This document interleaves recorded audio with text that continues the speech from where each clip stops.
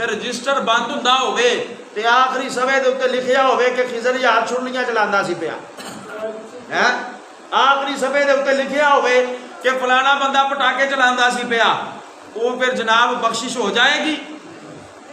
ਫਿਰ ਕੋਸ਼ਿਸ਼ ਇਹ ਕਰਨੀ ਚਾਹੀਦੀ ਹੈ ਨਾ कि इस रात को असी आप भी इबादत करिए ते अपनिया औलादा नूं भी इस पासे लाइए। पैसे खर्च करके असी जहन्नुम दा समान लैके देने अपने बच्चों नूं, पैसे खर्च करके दोज़ख दा समान लैके देने अपने बच्चों नूं। असी निक्कियां निक्कियां नूं जदों पटाकियां ते लावांगे ते वड्डियां होके भी उन्हां पटाके चलाने।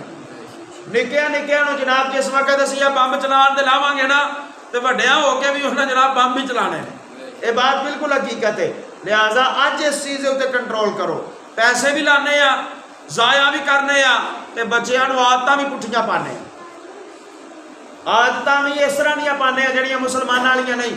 ये त्यौहार हिंदुआं ते सिखां ने जनाबे वाला मनाए सन, पटाके चला के ते जनाब होलियां मना के ते जनाबे वाला एक दूजे के उत्ते रंग सुट के या कोई इस तरह के मामलात करके मुसलमान नूं ये चीज़ां जेब नहीं देंदियां, ईमान वाले नूं ये चीज़ां शेवा नहीं देंदियां, क्योंकि साडा इस्लाम जिहड़ा गलत रस्मां तो मना करदा है। साडा इस्लाम गलत रस्मां तो मना करदा है। हज़रत उमर फारूक रज़ी अल्लाह तआला अन्हु आप दे दौरे खिलाफत के अंदर दरिया के अंदर जनाब लड़की सुटी जाती सी तैयार करके, दरिया सुक जाता सी, लड़की जिन्नी देर तक उन्होंने मेकअप करके तैयार करके जवान कुड़ी वो नहीं सन्ना सुटते उन्नी देर तक वो पानी नहीं सी देंदा। हज़रत उमर फारूक को पैगाम भेजा गया कि अमीरुल मोमिनीन ए मसला है तो यदा को हल कढ़ो। तो हज़रत उमर फारूक रज़ी अल्लाह तआला अन्हु आपने उस दरिया के नाम खत लिखिया, आपने खत लिखिया और उस खत के उत्ते लिखिया आपने कि ए दरिया अगरचे अपनी मर्जी नाल चलना है ते फिर सानू तेरे पानी की लोड़ कोई नहीं।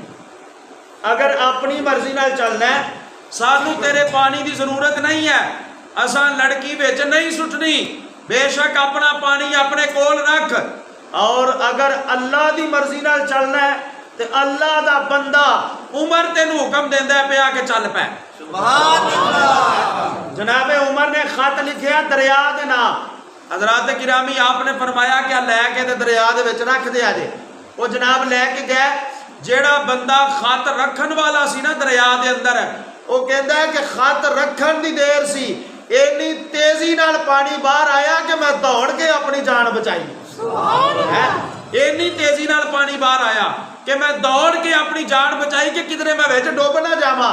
हज़रात गिरामी पता चलिया कि हज़रत उमर फारूक रज़ी अल्लाह तआला अन्हु आपने भी आने वाले लोगों को दसिया कि अगर जनाबे वाला दुनिया का निज़ाम रोकदा होवे ना तो नबी की शरीयत फिर भी ना छड्डिया जे। दुनिया का निज़ाम रोकदा होवे तो इस्लाम का कानून फिर भी ना छड्डिया जे। कानून के उत्ते चल के रहोगे तो निज़ाम भी नहीं रुकेगा बल्कि अगे नालों भी बेहतर चलेगा।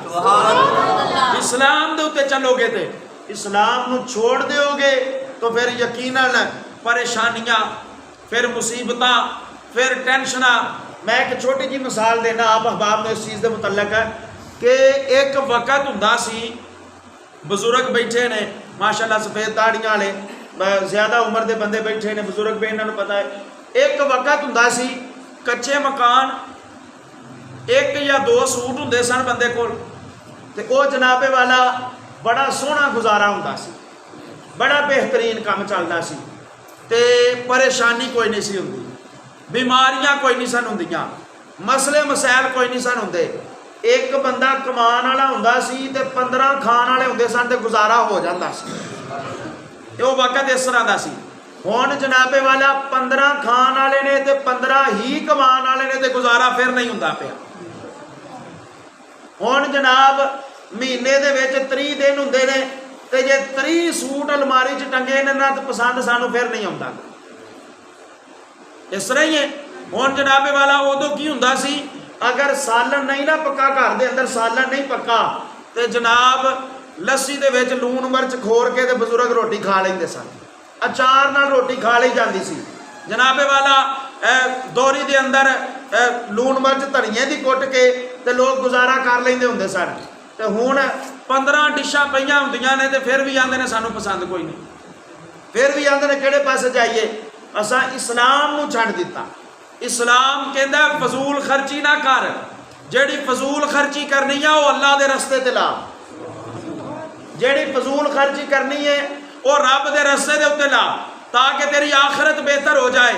यही वजह है असा जनाब इस्लाम नूं छड्ड दिता, असा जनाबे वाला हिंदुआं वालियां रस्मां अपना लईआं, असा अंग्रेज़ां वालियां रस्मां अपना लईआं, असा अपने आप नूं यूरोपीयन मुमालिक दे नाल रलाना शुरू कर दिता ते असीं नाकाम हो गए।